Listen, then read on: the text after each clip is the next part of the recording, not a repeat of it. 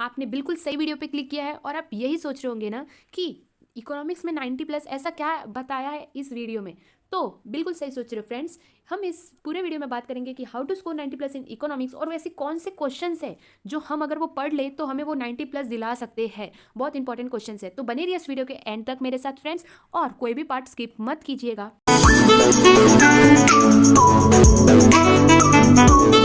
Hello friends, मैं हूँ पूनम पटेल और welcome back to this new interesting YouTube channel. हम बात करेंगे कि how to score 90 plus in economics easily, और ऐसे कौन से क्वेश्चंस हैं जो हम पढ़ के जाए और वो मतलब आएगा ही आएगा और जो हमें 90 प्लस दिला सकते हैं इकोनॉमिक्स में। मैं आपको इस वीडियो में बताने वाली हूँ कि हर क्वेश्चंस मतलब कौन से इंपॉर्टेंट क्वेश्चंस हैं जो मैंने पेपर पे अभी लिख कर आपको पीपीटी के द्वारा शो किया है, और किस तरह लिखने का कितने पॉइंट्स लिखने का according to the Maharashtra state board guidelines. ठीक है, हम बात करेंगे। सबसे पहले इंपॉर्टेंट क्वेश्चंस बताने के पहले मैं आपको वो पेपर पैटर्न बताना चाहूँगी क्योंकि वो बहुत ज़रूरी है। और फ्रेंड्स एक बात जान लीजिए कि इकोनॉमिक्स में कौन सा पार्ट रिड्यूस्ड है और हर चैप्टर का कितना वेटेज है, वो मैं रिक्वेस्ट करती हूँ आप उसका वीडियो देख लीजिए जो मैंने प्लेलिस्ट में ऑलरेडी अपलोड कर दिया है, और नीचे लिंक भी मैं दे दूंगी डिस्क्रिप्शन में। अभी मैं क्यों बोल रही हूँ रिड्यूस और वेटेज देखने के लिए, क्योंकि बहुत जन होते हैं जिनको रिड्यूस नहीं पता होता है। फॉर एग्जाम्पल फर्स्ट चैप्टर का माइक्रो और मैक्रो इकोनॉमिक्स के इंपॉर्टेंट्स ओमिट है, बट बहुत जन वो पढ़ चुके हैं। तो ये जिसमें हम टाइम वेस्ट करें ना अपना बोर्ड के प्रिपरेशन के लिए, ये बात है। इसलिए आप एक बार फिर से देखकर, अगर आपने कर भी लिया तो एक बार फिर रीचेक कर लीजिए। और दूसरी बात, अब मैं वेटेज क्यों बोल रही हूँ, क्योंकि हर चैप्टर का वेटेज जानकर आप अपनी प्रिपरेशन स्टार्ट कीजिए। लाइक चैप्टर नंबर 10 जो है फॉरेन ट्रेड ऑफ इंडिया, जो मैंने अभी वीडियो अपलोड किया था, वो उसमें मैंने समझाते वक्त भी कहा है कि वो चैप्टर खाली 4 मार्क्स का वेटेज है, और बहुत जन इतने बड़े बड़े आंसर वो चैप्टर के पढ़ रहे हैं जो नीड नहीं है।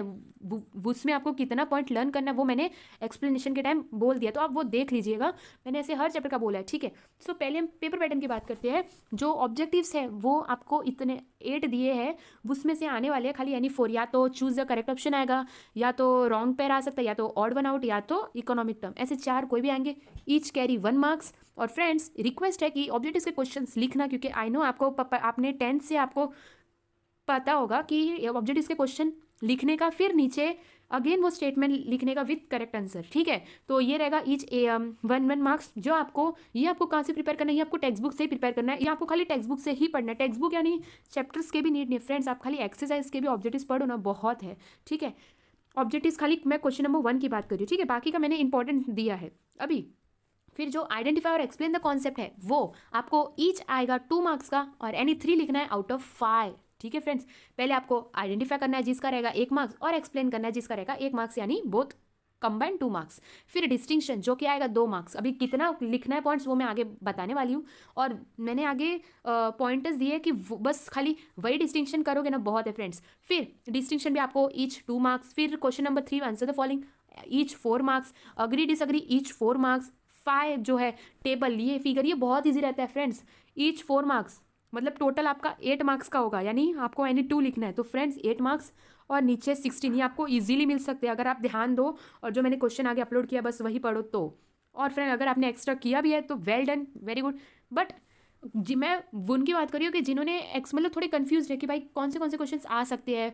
तो जो मैंने पास्ट टेस्ट के बहुत सारे क्वेश्चंस पेपर है, अभी ये जो क्वेश्चंस मैंने शो किया है वो रिपीट होते जा रहे हैं, तो इसलिए फ्रेंड्स इंपॉर्टेंस है। अभी स्टडी या ये जो पैसेज है स्टडी द टेबल, भी आपको टेक्स्ट बुक में ही मिलेगा। ये और क्वेश्चन नंबर 1 ऑब्जेक्टिव, ये आप खाली एक्सरसाइज में से रिफर करो जो भी है, जो है टेक्स्ट बुक के पीछे। No 21 set, no Navneet, no digest, कुछ मत पढ़ो, बस टेक्स्ट बुक ही आपका बहुत कुछ प्रीफर करता है। ठीक है, फिर answer in detail each 8 marks, any 2 लिखना है फ्रेंड्स, एनी 2। बट इसके लिए टाइम आपको मिलना, मतलब आप निकालना पड़ेगा। ठीक है फ्रेंड्स, 8 मार्क्स का ईच और आपको 2 लिखना है। ठीक है, अभी हम बात करते हैं, जैसे कि मैंने 2 मतलब क्वेश्चन नंबर 1 की बात की कि जो आपको एक्सरसाइज में से ही रिफर करना है टेक्स्ट बुक में। क्वेश्चन नंबर 2 है identify and explain the concept. मैंने क्या बोला यहाँ पर, ईच कैरी 2 मार्क्स। अभी ये मैंने यहाँ पर लिखा है कि आपको टेक्स्ट बुक से ही रिफर करना है। आप पहले आइडेंटिफाई करो कि वो क्या कॉन्सेप्ट है, फिर उसको एक्सप्लेन करना है जो आपको टेक्स्ट बुक में आपने आंसर पढ़ा होगा वही। फॉर एग्जाम्पल आपका चैप्टर 1 में एक कॉन्सेप्ट है, आपने आइडेंटिफाई किया स्टडी द इंडिविजुअल यूनिट, तो वो स्टडी ऑफ इंडिविजुअल यूनिट को आपको एक्सप्लेन करना है, बस ये आपको 2 मार्क्स में मिल गया। तो ये आपको कहाँ मिलेगा, ये आपको खाली टेक्स्ट बुक के एक्सरसाइज में से रिफर करना है। अब बात करते हैं डिस्टिंक्शन की। ये जो 15 डिस्टिंक्शन है फ्रेंड्स, इसमें से मैं गारंटी हूँ कि आपने पढ़ा ही होगा, बस कुछ बहुत होंगे जो आपको नहीं पता हो, मतलब नहीं पता होगा। तो इतना अगर आपने कर लिया ना फ्रेंड ये डिस्टिंक्शन में, तो भरोसा कीजिए कि आपको इजीली डिस्टिंक्शन में जो 2 मार्क्स का डिस्टिंक्शन है, आई नो खाली 2 मार्क्स का डिस्टिंक्शन है, बट वो हमारे लिए तो फ्रेंड्स हाफ और 1 मार्क्स भी बहुत ज़रूरी होता है इन बोर्ड एग्जाम। ठीक है, तो डिस्टिंक्शन 2 मार्क्स, और मैं प्रीफर करूंगी कि आप इसमें मिनिमम 4 मैक्स टू मैक्स 5 लिखो। आई नो इतना ज़्यादा है, बट होता है ना कि आपको पॉइंटर्स लर्न है, आप इतना बार रिवीजन कर चुके हो, तो 5 पॉइंट्स नहीं लिख सकते फ्रेंड्स, ऑफकोर्स लिख सकते हो ना। तो और सबसे मेन बात हेडिंग देना, लाइक फर्स्ट पॉइंट आपका मीनिंग का होना चाहिए ऐसा। ठीक है, लाइक मैं एग्जाम्पल दूँ, expansion and contraction of supply, तो मीनिंग, फिर सप्लाई कर्व, फिर वो एक्सपांशन ऑफ सप्लाई का डायग्राम, और कॉन्ट्रैक्शन का भी डायग्राम, फिर उसका रीजन, तो मतलब रीजन, तो ये आपका 4 पॉइंट हो गया। ऐसे आप बता सकते हो, मिनिमम 4 मैक्स टू मैक्स 5। ठीक है, बट आपके ऊपर है अभी आप कितना लिखो, बट फ्रेंड्स 4 तो लिखने का ही, भले ही 2 मार्क्स का है तो 2 पॉइंट लिख कर मत आना। ठीक है, एग्जामिनर को भी ऐसा होना चाहिए ना कि हाँ ये बच्चे में नॉलेज है वैसा। ठीक है, फिर बात करते हैं आंसर द फॉलोइंग। तो होप आपने मतलब आपने देख लिया होगा कि मैंने डिस्टिंक्शन में ये 15 दिया, आप स्क्रीनशॉट ले सकते हो, आप समझ सकते हो, आप टिक भी कर सकते हो अपने टेक्स्ट बुक में। अब बात करते हैं आंसर द फॉलोइंग।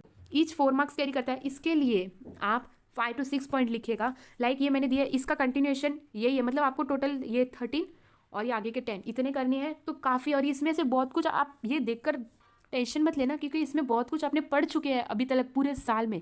लाइक देखो concept of micro economics features, फिर माइक्रो इकोनॉमिक फीचर्स, तो आप ये रिफर करोगे तो ये बहुत है। अब बात करते हैं क्वेश्चन नंबर 4 जो आएगा ईच 4 मार्क्स अग्री डिसअग्री। इसमें कैसे लिखोगे, लाइक आप the scope of micro economics is unlimited, इसका आप कैसे लिखोगे कि no I disagree with the statement, यानी scope of micro economics is limited. अब उसको एक्सप्लेन करोगे तो I agree with the statement, I disagree with the statement, इसका कैरी 1 मार्क्स और रीजन आपका होना चाहिए, और रीजन कैरी 3 मार्क्स, तो टोटल 4 मार्क्स हो गया। तो ऐसा आपको मैं चाहूंगी कि आप 4 to 5 पॉइंट लिखो अच्छा खासा, ताकि एग्जामिनर जब चेक करे उसको भी बर्डन ना हो, वो धड़ाधड़ चेक करे, उसको समझे कि हाँ बच्चे को पूरा कॉन्सेप्ट क्लियर है। चैप्टर फ्रेंड्स अग्री डिसअग्री में इतने क्वेश्चन करोगे बहुत है। क्वेश्चन नंबर 5 टेबल जो कैरी ईच 4 मार्क्स, एनी 2 आएगा मतलब 8 मार्क्स। ठीक है, study the following table figure, passage बहुत ईजी होता है ये फ्रेंड्स, स्कोरिंग होता है। फॉर एग्जाम्पल मैं दूँ कि वो चैप्टर नंबर 2 DMU में आपको पहले बॉक्स दिया है, फिर वो फिल करना है, वो फिल करके आपको डायग्राम बनाना है, फिर मार्जिनल यूटिलिटी पॉजिटिव है कि नेगेटिव है वो आपको बॉक्स फिल करना है बस। तो आपने ऐसे देखे होंगे, बस आपको खाली ये कहाँ से रिफर करना है, टेक्स्ट बुक के एक्सरसाइज में से ही। बस आपको पैरा दिया रहेगा, या तो आपको आंसर फाइंड करना होगा, या तो फिगर दिया रहेगा उसको आइडेंटिफाई करना है। लाइक इलास्टिसिटी ऑफ डिमांड जो है उसमें आपको दिया है खाली डायग्राम, आपको बताना है कि वो क्या है, परफेक्टली इलास्टिक है कि परफेक्टली इन इलास्टिक है, ऐसा सब। ठीक है फ्रेंड्स, होप आपको क्लियर होगा कॉन्सेप्ट। अब क्वेश्चन नंबर 6 की बात करें, 16 मार्क्स का आता है, बहुत इंपॉर्टेंट क्वेश्चन है फ्रेंड्स। ये मैंने इंपॉर्टेंट दिए खाली 8, ये आप प्रीफर करोगे ना तो आपको इजीली मिल जाएंगे। और आपको यानी 2 लिखना है, यानी 8 16 मार्क्स, आपको 16 मार्क्स और ये जो है इजीली मिल जाएंगे 8 मार्क्स। ठीक है, और ऑब्जेक्टिव्स के भी। तो फ्रेंड्स सोच के, पैटर्न समझ के, वेटेज कितना है चैप्टर का उसके हिसाब से, वो चैप्टर का कितना वेटेज है वो अकॉर्डिंग आप वो चैप्टर पर इतना फोकस करो। ठीक है, वरना नो नीड आप उसमें टाइम, लाइक अगर वो खाली 4 मार्क्स का है चैप्टर तो इतना पूरा दिन वो उस पर मत लगाओ। फिर question number 6 answer in detail 16 marks का है, law of DMU and exception, आपने पढ़ा ही होगा आई नो फ्रेंड्स, बस आप खाली ये रिफर कर लो या तो स्क्रीनशॉट ले लो और टिक कर लो, इतना आपने पढ़ा। तो यही इसमें से ही आपको लास्ट में जो आते हैं क्वेश्चन नंबर 6 में यही आते हैं, जो 3 दिए जाएंगे आपको, यानी 2 लिखना है।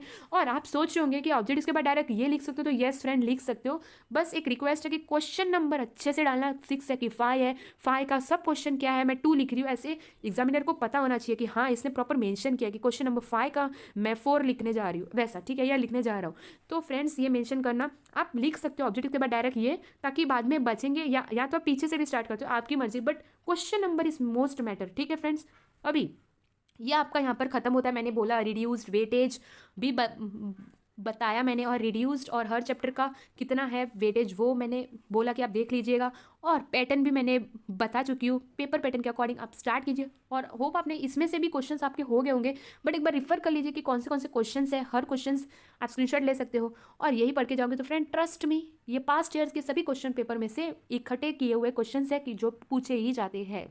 So friends nothing is impossible, ये जो इम्पॉसिबल वर्ड है वो खुद कह रहा है कि I am possible, the word it self says that I am possible.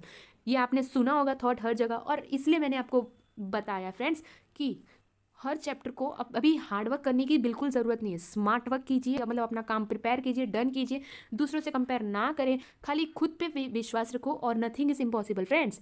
The word it self says that I am possible, you know. तो इसलिए खुद प्रिपरेशन करो, इजीली पेपर आप दे दोगे, बिल्कुल टेंशन करने की ज़रूरत नहीं है। और ये तो भूल ही जाओ कि ऑनलाइन हो गया कि ऑफलाइन, इसके पीछे मत पड़ो। और फ्रेंड्स आपको मैंने पेपर पैटर्न भी अपलोड किया है, मतलब एग्जाम का क्या बोर्ड पैटर्न है वो सब, ठीक है। आप वो भी देख सकते हो प्लेलिस्ट में। कुछ भी आपको नीड है हर सब्जेक्ट का, आप मेरे प्लेलिस्ट चेक कर लीजिए। इंग्लिश और हिंदी को कैसे प्रिपेयर करना है अभी तक आपने नहीं किया तो आप वो भी देख सकते हो। कुछ भी रिलेटेड डाउट है आप मुझे कमेंट में बताना फ्रेंड्स। और वीडियो आपको कैसा लगा, एक लाइक तो बनता है फ्रेंड्स। सो मिलते हैं next new interesting YouTube video में। तब तक के लिए friends, stay happy, stay safe और स्टे ट्यून।